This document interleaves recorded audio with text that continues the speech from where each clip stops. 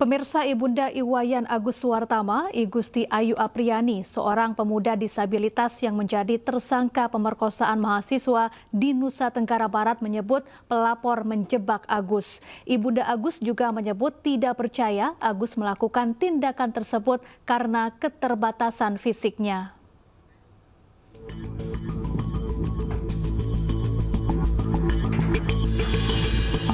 Iwayan Agus Suwartama, 21 tahun, seorang penyandang disabilitas, ditetapkan sebagai tersangka pemerkosaan terhadap dua wanita oleh Polda Nusa Tenggara Barat.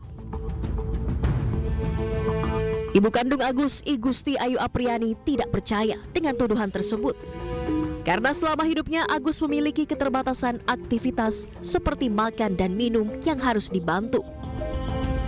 Sementara untuk melepas pakaian saja Agus masih meminta pertolongan orang lain karena keterbatasan fisik.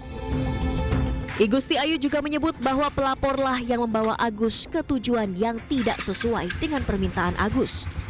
Padahal Agus meminta diantar ke kampus. Susah. Ibu, kalau antara anak ibu dan juga pelapor ini apakah saling mengenal, Ibu, yang Ibu ketahui? Tidak dia kenal, Pak. Dia cuma minta tolong, mau minta diantar ke kampus, begitu. Dia baru kenal di teras Udayana, baru pertama ketemu, dan namanya pun dia tidak tahu, Pak. Anak saya kan minta tolong biar diantar ke kampus, gitu. Tetapi bukan ke kampus, anak saya dibawa, tetapi dibawa ke homestay itu, begitu, Pak. Dia yang menggonceng anak saya, dia yang membayar hotel, homestay itu, begitu. Dia yang bukain baju, semuanya dia, Pak, begitu. Agus juga mengaku bahwa dirinya tidak mengenal pelapor dan baru pertama kali bertemu di kampus.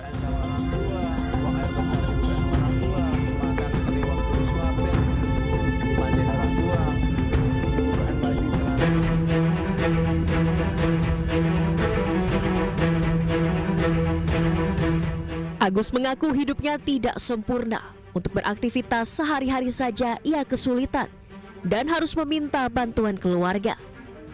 Dalam kasus yang menjeratnya ini, Agus meminta bantuan Presiden Republik Indonesia Prabowo Subianto untuk membantunya melepaskan jerat kasus tersebut.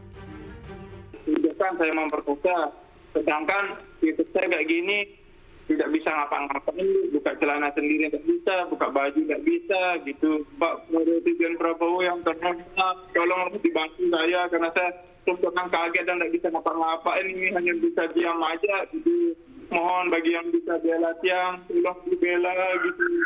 Karena Tiang sangat kaget, Bu, benar sangat hancur, Bu, makanya Tiang sangat tidak bisa kerja, tidak bisa kuliah, tidak bisa kemana-mana, Bu. Sebelumnya, Iwayan Agus Suwartama, seorang penyandang disabilitas, ditetapkan sebagai tersangka pemerkosaan terhadap dua wanita. Menurut polisi, peristiwa terjadi di sebuah homestay di wilayah Mataram. Agus yang bertemu korban di teras Udayana mengajak korban ke lokasi kejadian, hingga akhirnya korban diperkosa. Kan status yang bersangkutan dari saksi menjadi tersangka. Modusnya apa, Bu? Tadi saya sampaikan sebagaimana unsur pasalnya bahwa dia menggerakkan seseorang untuk mau melakukan suatu tindakan yang dia kendaki, sehingga orang kemudian tergerak. Karena kemudian ada unsur menekan suatu kondisi yang kemudian merasa takut sehingga tidak bisa kuasa untuk menolak keinginan yang bersangkutan. Agus dijerat Undang-Undang Tindak Pidana Kekerasan Seksual dalam Pasal 6 Undang-Undang TPKS. Polisi menegaskan penetapan Agus sebagai tersangka sudah sesuai prosedur. Dari Mataram, Nusa Tenggara Barat, Harika Sidi, iNews melaporkan. Pemirsa, karangan bunga berdatangan ke TKP pembunuhan nenek oleh remaja 14 tahun di Lebak Bulus, Jakarta Selatan. Motif pembunuhan hingga kini masih didalami.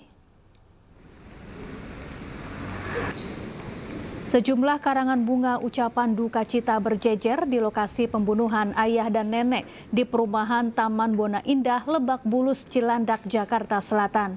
Tak ada aktivitas warga di sekitar lokasi, sementara TKP pembunuhan masih dipasangi garis polisi.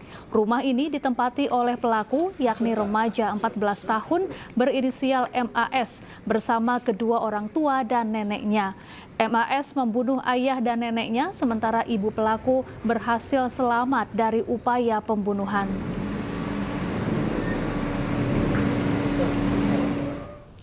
Tim Inafis Polres Metro Jakarta Selatan mendatangi lokasi pembunuhan ayah dan nenek yang dilakukan oleh remaja 14 tahun di Cilandak, Jakarta Selatan.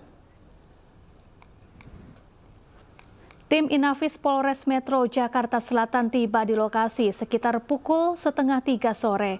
Setibanya di lokasi, petugas langsung masuk ke dalam rumah dan keluar dengan sebungkus plastik hitam besar. Menurut informasi, petugas mengevakuasi hewan peliharaan korban. Sementara itu, polisi hingga kini masih mendalami motif pelaku yang masih berusia 14 tahun hingga tega menghabisi nyawa ayah dan neneknya serta menikam ibunya. Psikolog forensik Reza Indragiri menjelaskan harus ada tes mendalam dan khusus untuk mengetahui motif pelaku melakukan pembunuhan terhadap ayah dan neneknya. Reza juga menjelaskan seseorang melakukan kejahatan juga bisa dipengaruhi oleh relasi sosial yang bersangkutan. Oleh karena itu, ketimbang semata-mata berbicara tentang motif, menurut saya akan lebih jitu, akan lebih bermanfaat sekiranya dilakukan pemeriksaan terhadap baik itu terkait dengan misalnya ada tidaknya riwayat penyalahgunaan narkoba, termasuk kondisi tubuhan yang sifatnya abnormal, kemudian dilakukan pula pemeriksaan terhadap fantasi kekerasan yang bersangkutan, pola pengekspresian amarah, kestabilan pendidikan, dan juga relasi sosial, baik dengan teman-teman maupun dengan keluarga atau orang tua si anak itu sendiri. Baik. Sebelumnya kan juga beredar informasi, Pak, bahwa anak ini cerdas, 14 tahun, bahkan sudah SMA, kemudian juga ia merupakan anak tunggal.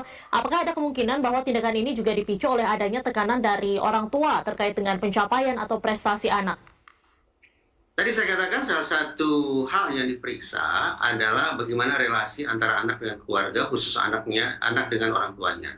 Riset pun memang menunjukkan bahwa dari sekian banyak faktor resiko yang acap kali melatar belakangi anak melakukan pidana, dua yang paling mengemuka, dua yang paling dominan adalah terkait dengan relasi pertemanan yang katakanlah salah, dan juga relasi dengan keluarga, khususnya orang tua yang tidak begitu harmonis. Nah, kalau disepakati bahwa dua hasil penelitian ini juga berlaku atau relevan pada kasus yang sedang kita perbincangkan, maka memang masuk akal kalau kemudian muncul spekulasi bahwa jangan-jangan anak itu berbuat sedemikian brutal, jangan-jangan didahului oleh adanya konflik hebat antara yang bersangkutan dengan keluarga atau